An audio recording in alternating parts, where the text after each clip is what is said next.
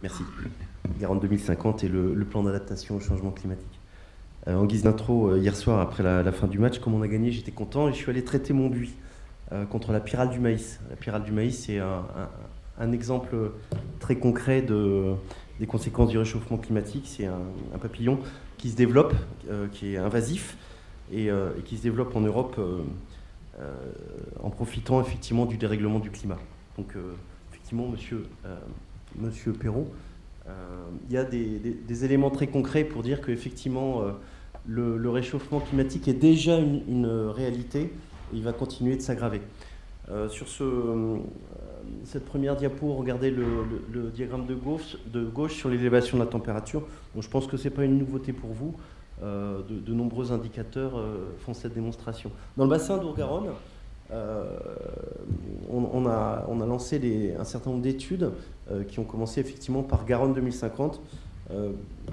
Le bassin d'Our-Garonne, c'est un bassin où la gestion quantitative est une préoccupation ancienne.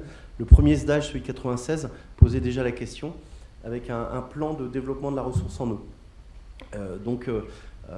Garonne 2050 a été lancé en 2015 et a examiné l'évolution potentielle de la disponibilité de la ressource en eau.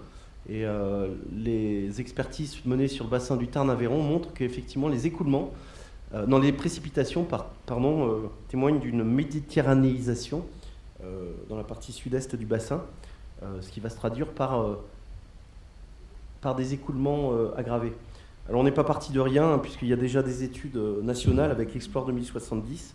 Donc Garonne 2050, qui était la première étude de ce genre, qui avait vocation à être complétée par Adour, Dordogne, Charente, etc. Et puis une synthèse des connaissances qui a permis d'élaborer le plan d'adaptation au changement climatique qui vient d'être présenté au comité de bassin et dont je vais vous parler aujourd'hui. Dans ce diaporama, c'est simplement un schéma général qui fait le lien entre, d'une part, les précipitations et 3, les infiltrations et les écoulements. Et la chose qui va changer le plus du fait du réchauffement climatique, c'est l'évapotranspiration. Plus de chaleur, moins d'eau, plus d'évapotranspiration. Dans cette diapo, l'élévation de la température annuelle prévisible de l'ordre de 2,2 degrés selon un modèle. Il y a plusieurs modèles qui sont utilisés. L'élévation de l'évapotranspiration de l'ordre de 25%, donc un quart d'évapotranspiration en plus, mais surtout, entouré en rouge à droite, l'automne. L'automne verra une évapotranspiration augmenter de plus du tiers. Et ce sera la même chose pour l'observation des débits moyens des rivières. Les débits moyens des rivières vont baisser en automne par rapport à aujourd'hui de 40%. Ça veut dire quoi? Ça veut dire que vos étés vont durer jusqu'à l'hiver. Et que l'été 2003 ne sera pas un été exceptionnel, mais un été banal. Voilà, donc c'est ça la réalité du changement climatique. Moins d'eau dans les rivières pendant tout l'automne. Donc le risque accru de sécheresse va aussi se retrouver dans le risque de sécheresse des sols. Avec dans la carte de droite, vous voyez que la carte du bassin à Dour-Garonne, si en été, effectivement, c'est pas trop étonnant, on va avoir une aggravation de la sécheresse des sols. Tout le bassin quasiment ressort en rouge. Et pour ce qui concerne la Dordogne, surtout le bassin de la Vézère, seront concernés en automne par la sécheresse des sols. Et ces sécheresses ne seront plus des sécheresses décennales. En tout cas, les sécheresses qui aujourd'hui sont décennales auront une occurrence, une fréquence de 8 années sur 10. Donc il y aura une seule année sur 4, une seule année sur 5, où on n'aura pas une sécheresse des sols. Aussi une grosse menace sur la biodiversité, principalement sur les zones humides. Je suis de l'agence de l'eau, donc je ne peux pas éviter d'en parler, mais la biodiversité humide sera effectivement fortement impactée, avec une évolution des biotopes vers les zones d'altitude ou vers le nord. Les baisses des débits d'eau douce, le réchauffement des eaux, la désoxygénation des eaux, vont induire une modification importante des milieux aquatiques. On travaille beaucoup sur le saumon dans le bassin d'Our-Garonne. Les conditions d'accueil du saumon vont être fortement modifiées. J'aurais tendance à dire, heureusement qu'on a les barrages sur la Dordogne, parce que c'est des barrages qui délivrent de l'eau froide, et cette eau froide est propice au maintien du saumon.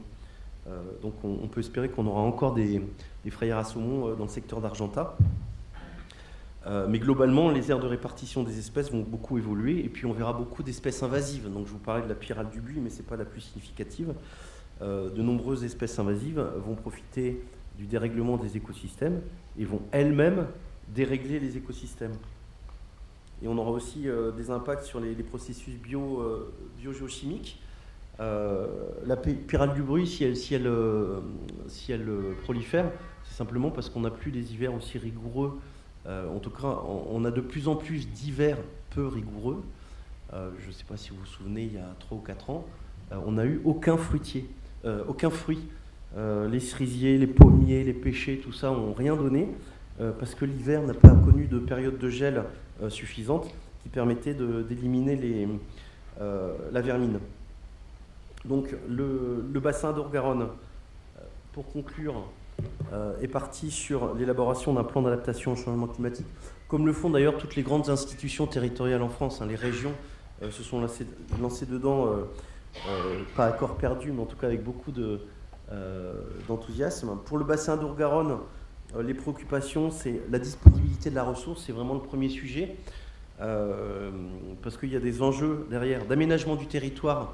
Monsieur Perroux, vous l'avez rappelé, avec le développement des villes et donc les approvisionnements en eau. C'est une problématique, par exemple, qui a été déjà prise à bras-le-corps en Corrèze.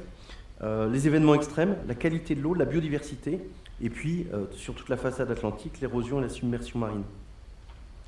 Le plan d'adaptation au changement climatique repose sur un certain nombre de recommandations que je ne vais pas énumérer ici. Il est déjà disponible sur le site de l'Agence de l'eau. Donc vous pourrez rentrer dedans. C'est, à mon avis, un document extrêmement intéressant parce qu'il fouille vraiment les pistes d'action. Je voulais simplement, pour conclure, appuyer sur le point gouvernance, le point numéro 2, assurer une gouvernance adaptative. Et je pense que des actions comme Dordogne 2050 font vraiment partie du sujet.